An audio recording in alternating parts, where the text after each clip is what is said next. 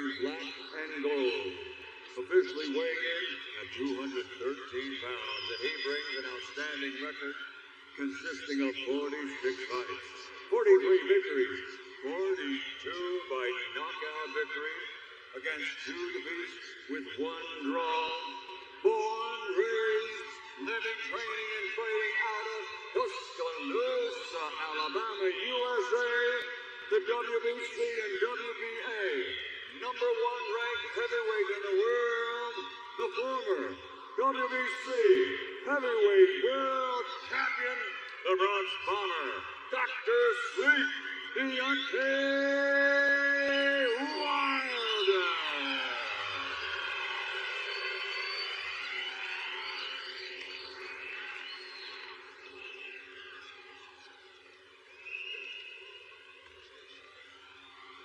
Okay, folks, I spoke to you both already. You know what I expect. Stay professional, obey my commands, and most of all, protect yourself at all times. Touch your boys. Good luck to you both.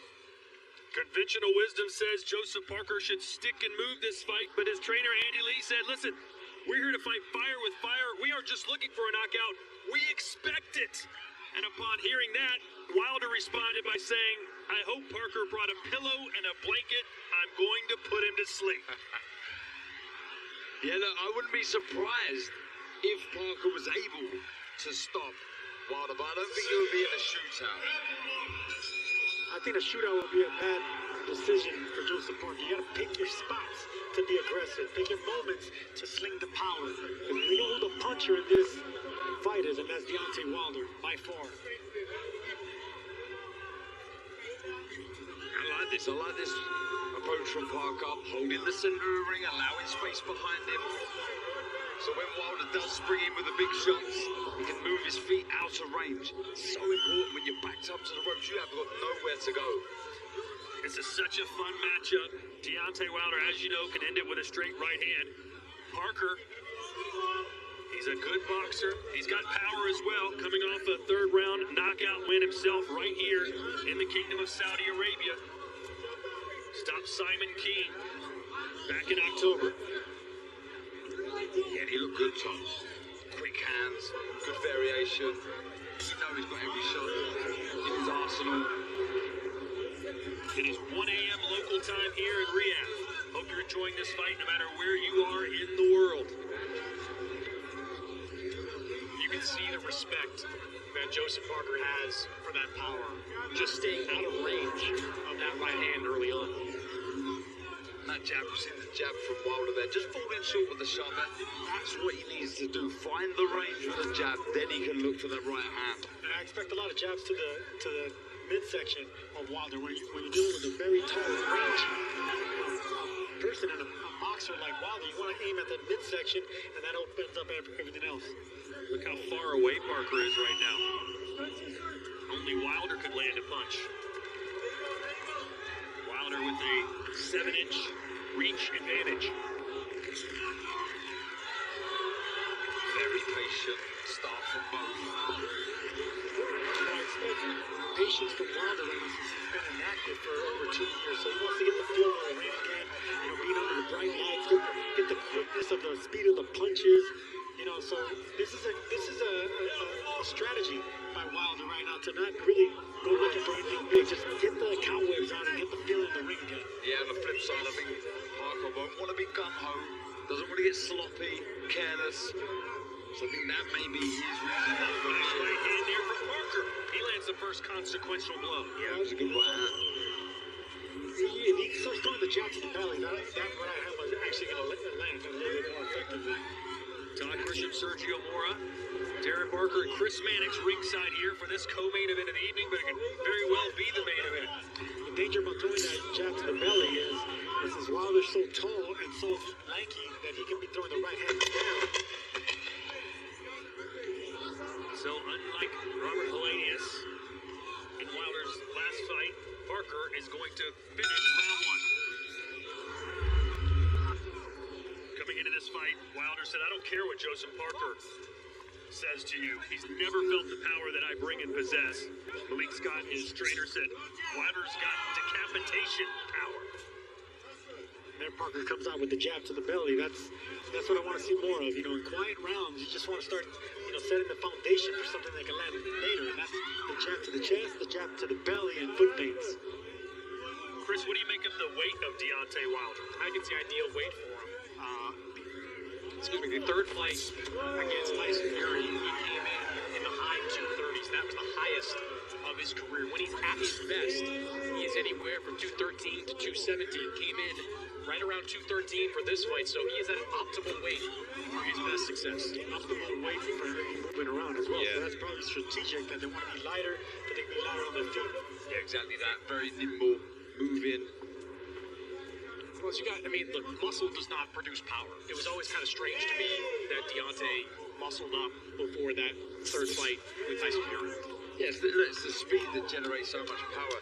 The commitment when he throws the shot from Wilder also. It's the speed, the commitment, and the timing, and also the lankiness. Like Wilder has that Thomas Hearns type power where he can extend that long reach and he can get that whole torque when he moves his whole hip and the shoulders. It's a lanky, skinny type of power, but it's explosive when it lands. I still believe this is a positive start though for Parker. Well, he hasn't been knocked out yet. Of course it is. Right? That's what you have to avoid. He's holding center ring, yet to really close the gap, but making Wilder move a lot. Again, still hasn't brought either foot, either side of Wilder to try and cut the ring down.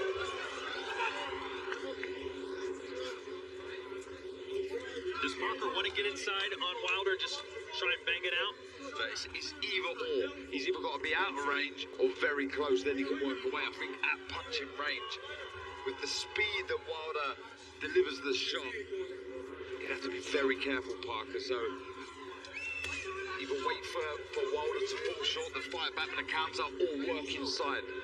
I agree with the inside part. He needs to get inside to make it aggressive. I don't agree with the outside part, Darren, because of the long reach and that explosive reach. That's where the power actually really detonates for Deontay Wilder, the farther you are. So I think mid-range and inside is where Parker's going to be safe. More comfortable. This is his third straight fight where Wilder's had a hiatus of more than a year, so perhaps some ring rust he's trying to shake off right now. Parker, on the other hand, fighting for the fourth time this year. And Parker should take advantage of these quiet rounds. What I would like to see when you're dealing with a tall, lanky fighter, aim at the body. That's going to bring down the head a little bit more if he can land that overhand right that you're looking for. When he throws that jab to the body, he needs to bring that front foot in, though. He doesn't want to fall over the front foot.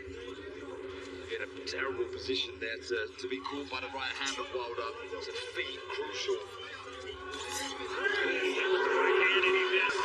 Parker wisely getting inside, trying to smother that punch. Wilder, a very late start as a fighter. Didn't begin his amateur career until he was 20. This man had just 35 amateur bouts. He won an Olympic bronze medal at the 2008 Beijing Games, the only medal winner on the U.S. team. Yeah, heavyweights are pretty much the only ones that can get aggressive with a late start like that. They can have success because they're just so big and they concentrate on just two big punches, a long jab and a detonating right hand. I'm not surprised that Parker's being hesitant. Are you a little surprised by Wilder being so confident? See him sort of spring in with that long left hook and the right hand, but he's biding his time.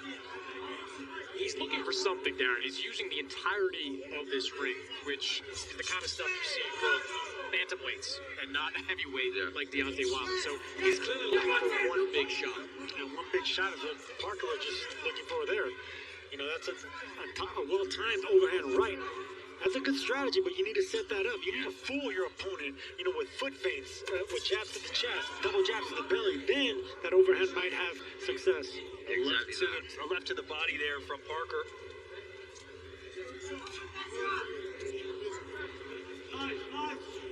This crowd waiting for something big to happen. It'll come soon. Maybe some more feints as well from either fighter here. Try and draw out the lead from one another.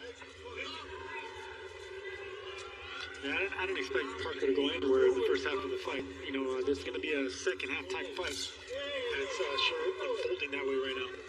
That's the shot there, the correct shot. that Parker just threw as Wilder moved to his left. But that's what we're waiting for, that explosive 1-2. That was actually a 3-2. You know, I never seen that from Wilder. It was a 3-2. Right hand from Parker, and then the right hand lands from Wilder. And there's the fight we're looking for. Two big right hands landing on each. Wilder, I'm telling you, he's mean. He won't avoid a fight. He won't avoid a fight. I mean, he can stick to strategy and all, but as soon as he gets touched, he's going to go looking for more. Touched again, and Wilder throwing a chopping right hand on the inside. But kudos to Parker for going and getting it. See, some guys, once they get touched, then they start boxing. They start realizing, oh, I can get hurt here. Wilder's the opposite, man. He can do the knocking out, but once he gets clipped on the chin, he wants to get it back quick. Yeah, maybe that might set this fight alight now. That's giving Parker some real positive energy there. You can see just starting to close the gap slightly now. Creeping a little bit more. He's looking for that right hand again. Wilder telling us this week, and you heard Michael Buffer saying, I've got another nickname, Dr. Sleep.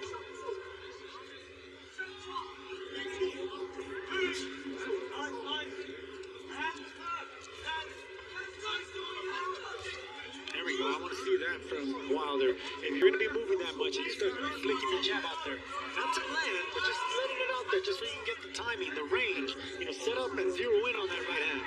There you go. That's what I'm talking about right there. You get the feeling, you know, you get the feeling of boxing. You're just not backing up and backpedaling. You're actually boxing, sticking and moving. And you can start finding the distance slightly. He's falling short on the jab, don't get me wrong, but like you say, you get a feel for it, you can start getting the distance. That will allow him to find the right hand. And you look like you're actually trying to find an opening, not just backing up. There from Wilder.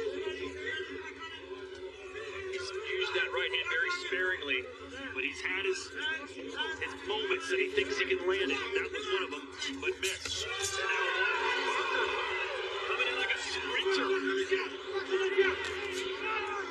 That was a good 1-2, good attack from Parker, and he done exactly the right thing afterwards. He just kept his hands high. He avoided anything to come back from Wilder.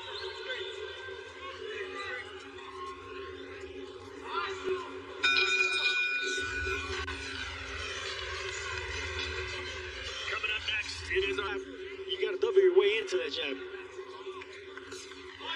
I want to see more of those jabs to the gut. That's the shot, the jab to the body. That will allow him to find the right hand. It's a good shot. Let's see how Chris Mannix has it scored.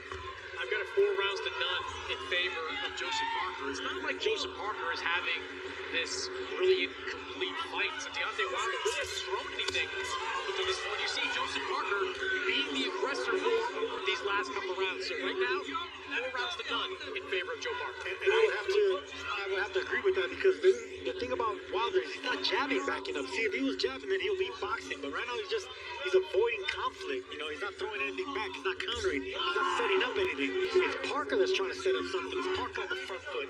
Yeah, he's not being first, Wilder. He's trying to react to something that Parker's doing, but he needs to be first a bit more, in my opinion. Get behind the jab. Be positive. Make something happen yourself. Stop waiting. See, there's that jab to the belly right there. See, in quiet rounds, if Wilder's going to keep moving like this, just keep touching that. Get that point. Get that point in the belly right there. Would you like to see Wilder coming forward himself instead of just letting Parker be the aggressor? Well, that's his style. I mean, his style is aggression and power and going after the knockout. But this is strategy that he's attempting to do, and we're not accustomed to seeing it really. But this is what punchers have to do when they start evolving into older fighters. They can't knock everyone out. They start boxing. But Wilder started boxing way too late for him to get, fluidity with his legs and upper body movement. He's a blunt puncher, so he can't change too much. There with the right hand from Parker. Again, he's scoring the points, Darren. Yeah, he is. Landing the shots. You see a moment ago, Wilder just poked out the double jab. And he said, double feint, step in twice, then look for the right hand. Almost any boxer you ask will say you're never going to get a knockout when you're looking for one. It just has to come. It seems like Wilder is only looking for the knockout. He's looking for something to pounce on. But I think he's got to be a bit more proactive, be first. first.